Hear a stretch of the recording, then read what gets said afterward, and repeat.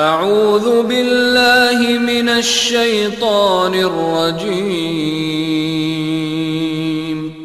بسم الله الرحمن الرحيم. Menyambut kepada saya berbeda kalau kemudian dijawab Abi sedang berdakwah. Kita doakan ya, mudah-mudahan Abi sehat, mudah-mudahan Abi dalam dakwahnya selalu dibimbing Allah. Ketika ketemu kan lain rupa. Sekarang saya ke Qatar ya. Bapak Ibu Allah Subhanahu wa taala rahmati, keluarga tidak setiap saya keluar negeri ikut ya. Alhamdulillah saya masih ingat pertama kali saya hitung itu ketika Ramadan 3 tahun lalu saya diundang ke Qatar. Sempat ada yang bertanya, Ustadz sudah berapa negara Ustadz sambangi? Saya baru ngeh, saya akhirnya kemudian saya hitung. Ternyata sampai saat ini Alhamdulillah sudah 26 negara saya sambangi ya. Jadi walaupun belum 5 negara tapi sudah 26 negara. Alhamdulillah ya.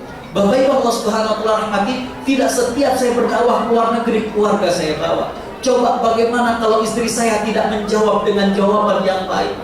Nggak tahu tuh jalan-jalan mulu ke luar negeri. Kira-kira pulang anak mendapatkan kita itu keadaannya gembira atau kemudian akan maju? Bapak Ibu Allah Subhanahu wa taala rahmati, kembali bahwa Hajar ridho kepada Allah Subhanahu wa taala sehingga tidak keluar kata-kata tidak baik yang didengar oleh sang anak dan direkam oleh sang anaknya ya. Hadirin khotal iman rahimakumullah, apa yang dilakukan oleh Hajar ini, Imam Ibnu Hajar dalam sekali lagi dalam Fathul Barinya ketika beliau menjelaskan hadis salasun man kunna fihi wajada halawatal iman, 3 kondisi di mana seorang mukmin akan merasakan lezatnya iman. Maka Imam Ibnu Hajar mengatakan ketika seorang hamba ridho dengan Allah Subhanahu wa taala, maka dia akan diberikan kemampuan yang pertama adalah al-istilzaz bil masyaqqah. Dia mampu merasakan lezatnya kesulitan yang sedang dia hadapi. Kesulitan, beratnya hidup, tantangan hidup, dia tidak pernah berburuk sangka kepada Allah Subhanahu wa taala. Dia ridho dengan Allah Subhanahu wa taala sehingga dengan demikian dia menikmati apa yang dihadapi. Itulah Hajar yang kemudian mampu menjadikan anaknya menjadi anak yang soleh seperti Nabi Ismail itu. Hadirin khotal iman rahimakumullah, keluarga para nabi kedua yang saya angkat adalah bagaimana Nabi Yusuf dengan ayahnya. Hadirin khotal iman rahimakumullah, Nabi Yusuf alaihissalam setelah kemudian ditinggalkan oleh saudaranya dalam sebuah sumur, maka kemudian ada kafilah yang lalu, ada kafilah yang lewat. Nabi Yusuf kemudian diangkat, dijual oleh mereka, dibeli oleh Al-Aziz, salah seorang pembesar di Mesir saat itu. Hadirin khotal iman rahimakumullah, istri Al-Aziz terpikat dengan Nabi Yusuf alaihissalam.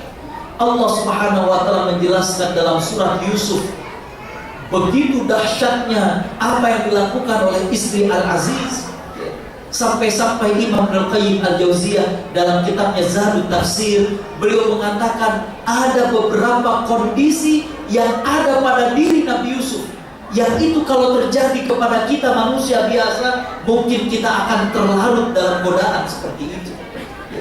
Kondisinya apa saja? Yang pertama kata beliau, Nabi Yusuf saat itu adalah seorang bujana, seorang perjaka. Biasanya orang kalau belum menikah, orang kalau perjaka, khayalannya itu lebih tinggi, khayalannya itu lebih kemana-mana. Saya masih teringat ketika berdakwah di Sydney, biasanya setelah kajian tarawih ada beberapa anak muda yang duduk-duduk untuk ngaji baca Quran. Hadirin khotal iman rahimakumullah, saat itu saya diundang menjadi penceramah dan ada seseorang ustadz dari Kuningan Jawa Barat yang diundang untuk menjadi imam. Jadi sudah 3 hari yang mengantarkan sahur, mengantarkan berbuka dari masyarakat Sumatera Barat, bersantan-santan. Jadi beliau ini ketika kultum, biasanya kita gantian. Kalau beliau kultum, saya yang kajian. Ketika kultum, beliau kemudian menyindir. Kata beliau, tanpa mengurangi rasa hormat kepada Bapak Ibu, tapi saya ini dari Jawa Barat, udah 3 hari makannya bersantan-santan. Saya dengan Ustadz Agus ini senang yang bening-bening. Paham tentunya maksud yang bening-bening. Setelah kajian terawih, saya dengan Ustadz tersebut ingin kembali ke tempat istirahat. Anak-anak muda yang lagi kumpul sebelum ngaji, mereka pada nyindir kita. Ustadz senangnya yang bening-bening nih ya. Innalillahi. Maksudnya yang bening-bening itu sayur bening, bukan perempuan wajahnya bening. Cuma karena masih perjaka, khayalannya kemana-mana. Jadi Nabi Yusuf, kata Ibnul Qayyim, kondisi yang pertama yang dia alami adalah dia dalam keadaan perjaka. Yang kedua, kata Ibnul Qayyim, Nabi Yusuf berada dalam perantauan. Beliau hadirin khotbah iman rahimakumullah dengan Nabi Yakub saat itu di Palestina. Tapi kemudian dibawa ke Mesir dan dijual dan dibeli oleh Al-Aziz. Kata Imamul Qayyim, orang biasanya kalau lagi perantauan merasa bebas dari beban psikologis. Bapaknya kiai, cuma dia sekarang kuliah di Jakarta. Pakai celana jeans robek-robek. Dia nggak tahu. Bapak Ibu Allah Subhanahu wa Ta'ala rahmati, dia merasa bebas dari beban psikologis. Padahal dia anak kiai, cuma di Jakarta kan gak ada yang tahu dia anak kiai. Jadi kata Ibnul Qayyim, orang kalau sedang dalam perantauan biasanya merasa bebas dari beban psikologis seperti itu. Orang gak ada yang tahu Nabi Yusuf saat itu adalah putra seorang nabi. Di Mesir gak ada yang tahu. Hadirin khotbah iman rahimakumullah, kondisi yang ketiga, bahwa saat Nabi Yusuf digoda oleh istri Al-Aziz, Nabi Yusuf saat itu adalah laki-laki yang normal, ada daya tarik. Bahkan yang keempat kata Ibnu Qayyim adalah istri Al-Aziz adalah wanita yang mempesona, cantik. Yang kelima, niat benar, bukan cuma sekedar cantik, begitu berniat. Sampai dalam Al-Quran Allah Subhanahu wa Ta'ala menggambarkan, a'udzubillahi minasyaitonir rajim, wa ghallaqatil abwaba wa qalat haytalak. Ghallaqa dalam bahasa Arab mengunci itu adalah ghalaqa, cukup ghin lam qaf. Tapi ketika pakai syaddah itu menunjukkan adanya penambahan huruf, jadi lamnya double. Dalam kaidah ilmu tafsir, ziyadatul makna tufidu ziyadatul makna. Adanya penambahan huruf menunjukkan adanya penambahan makna. Artinya pintu itu bukan cuma sekedar dikunci, tapi dipastikan terkunci. Dan cuma sekedar satu pintu, tapi pintu-pintu. Coba perhatikan bagaimana istana para raja. Bahkan di situ digambarkan dalam tafsirnya, zaman dulu belum ada AC.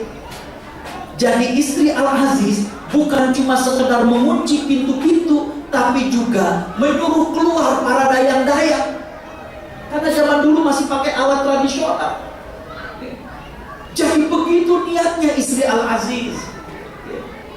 Yang terakhir kata istri Al-Aziz, kondisi Nabi Yusuf saat itu sebagai bawahan. Beliau kan dibeli oleh suami dari wanita ini. Terkadang ada orang yang tidak mau melakukan sesuatu cuma karena atasannya nyuruh. Waduh, ada pakai ada gak enak, ada sungkan dan lain sebagainya. Hadirin khotal iman rahimakumullah, kita lihat bagaimana Al-Quran menggambarkan dalam surat Yusuf ayat 24. A'udzubillahi minasyaitonir rajim. Walaqad hammat bihi wa hamma biha laula an ra'a burhana rabbi. Dan sungguh wanita itu sudah ingin dengan Nabi Yusuf, dan Yusuf ingin dengan wanita itu kalaulah Yusuf tidak melihat tanda-tanda daripada Tuhannya. Bapak Ibu buka dalam tafsir, yang dimaksud dengan tanda-tanda dari Tuhannya yang menjadikan Nabi Yusuf kemudian mengatakan ma'adallah, aku berlindung kepada Allah Subhanahu wa Ta'ala. Apa yang dimaksud dengan tanda-tanda Allah? Nabi Yusuf alaihissalam terbayang wajah ayahnya yang sedang murung. Jadi teringat wajah ayahnya yang selama ini menasehati kepada dirinya. Teringat, terbayang wajah ayahnya kalau sampai-sampai dia melakukan suatu dosa. Bapak Ibu Allah Subhanahu wa Ta'ala rahmati, dalam Al-Quran, dan ini kalau masalah salah satu tema yang diminta oleh ada suatu tempat entah di Mesir atau di dalam Al-Quran ada 17 dialog antara orang tua dengan anak yang Allah abadikan dalam Al-Quran. Dan itu ada dalam 9 surat. Saking begitu dahsyatnya, sampai-sampai dialog obrolan orang tua dengan anak ini Allah abadikan dalam Al-Quran. Ada berapa? Ada 17 ayat. Dan itu ada dalam 9 surat. Yang menarik adalah 2 ayat adalah dialog antara ibu dengan anak. Dan 14 ayat adalah dialog antara ayah dengan anaknya. Dan 1 ayat disebut mubham, tidak disebutkan yang berdialog ini ayah ataukah ibu kepada anaknya. Jadi 2 dialog ibu dengan anak, 14 ayat dialog ayah dengan anak, dan 1 ayat tidak dinyatakan apakah ini ayah atau ibu yang berdialog dengan anaknya. Apa yang menarik dari fakta ini? Yang menarik dari angka ini adalah yang pertama, seolah-olah Allah ingin memberikan pesan kepada kita bahwa kewajiban mendidik anak bukan cuma tanggung jawab kaum ibu, tapi juga termasuk kita para ayah. Bahkan perbandingannya sangat jauh, 2 berbanding 14. Allah seolah-olah ingin mengatakan kepada kita kaum bapak, luangkan waktu untuk mendidik anak kita. Ada pemerhati masalah rumah tangga, Bunda Eli Risma. Ketika kita para ustadz sedang kumpul, beliau mengatakan, aduh ustadz, saya khawatir Indonesia menjadi the fatherless country. Indonesia menjadi negeri yang minim peran ayah. Kita katakan, apa maksudnya Bunda? Kata beliau, sekarang ini banyak keluarga, banyak rumah tangga muslim, ayah berangkat kerja, anak masih tidur. Ayah kembali kerja, anak sudah tertidur. Kita katakan, tapi kan ada ujung minggu Bagai Bunda, ada weekend. Kata beliau, tapi kalau weekend banyak para ayah yang sibuk dengan hobinya. Mohon maaf, yang hobi dengan batu kalau udah Sabtu Minggu dia mau kosong. Bukan nggak boleh, cuma yang sibuk dengan burung dia mainin burung. Yang sibuk yang hadirin khotimah rahimakumullah, kita bilang jadi apa dong solusinya Bunda? Kata beliau, saya sedang berkampanye 1 hari minimal 30 minutes, 30 menit saja para ayah itu dengan anaknya. Kita bilang, apa nggak terlalu singkat Bunda? Enggak Ustaz, cukup 30 menit, tapi dengan 1 syarat. Apa syaratnya? Para ayah tidak sibuk dengan gadgetnya. Kadang lebih dari 30 menit, tapi sibuk dengan gadgetnya, sampai minta kopi ke istri juga pakai WhatsApp. Ya, hadirin khotimah iman rahimakumullah. Ya, kata beliau, ini hasil risetnya beliau.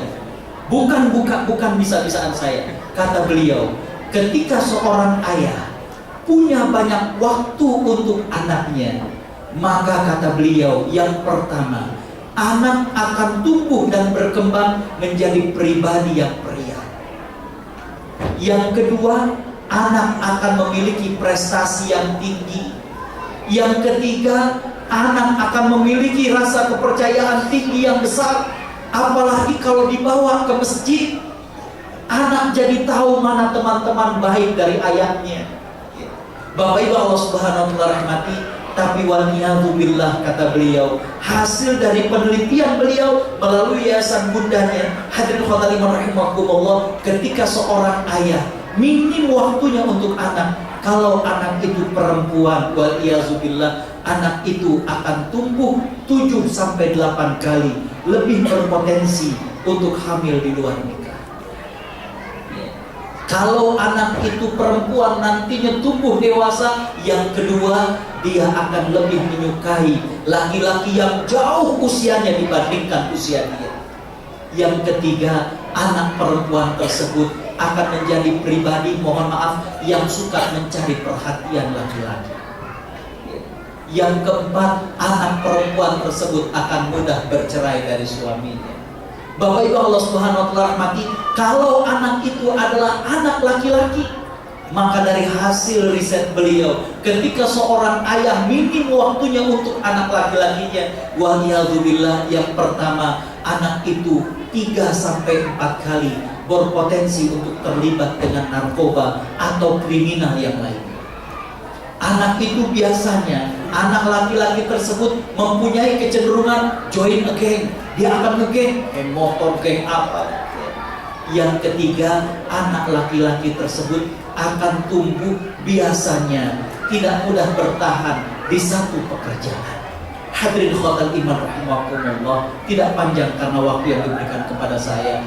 Bapak Ibu, Ramadan bulan kebersamaan kita dengan anak kita. Bulan bagaimana kita lebih perhatian dengan anak kita. Bagaimana kita belajar dari para nabi, belajar dari Ibunda Hajar, belajar daripada Nabi Yakub yang selalu menasihati Nabi Yusuf. Hadirin khotal iman rahimakumullah, ada satu jawaban yang sederhana. Kenapa kita perlu perhatian dengan anak kita? Allah berfirman dalam surat At-Tur ayat 21. Ayat yang tadi saya bacakan di awal. Surat At-Tur ayat 21. Allah Subhanahu wa taala berfirman, A'udzu billahi minasyaitonir rajim. Walladzina amanu wattaba'athum dzurriyyatuhum biiman alhaqna bihim dzurriyyatahum. Dan orang-orang yang beriman diikuti oleh keturunan mereka yang beriman, maka kami akan kumpulkan mereka di surga. Subhanallah. Kita tidak ragu dengan nikmatnya surga. Kita tidak sangsi dengan nikmatnya surga. Tapi dalam ayat itu Allah menggambarkan alangkah indahnya ketika orang-orang yang beriman Allah kumpulkan lagi nanti di surga bersama dengan anak keturunan mereka. Mudah-mudahan Ramadan kali ini menjadikan Ramadan kita lebih peduli dengan keluarga kita, sehingga Allah Subhanahu wa taala kelak akan mengumpulkan kita bersama pasangan hidup kita, bersama anak keturunan kita di surganya. Amin ya rabbal alamin. Hadirin khotal iman rahimakumullah, demikian yang bisa saya sampaikan, kurang lebihnya mohon maaf. Aqulu qouli hadza wa astaghfirullahal azim li wa lakum. Wassalamu alaikum warahmatullahi wabarakatuh.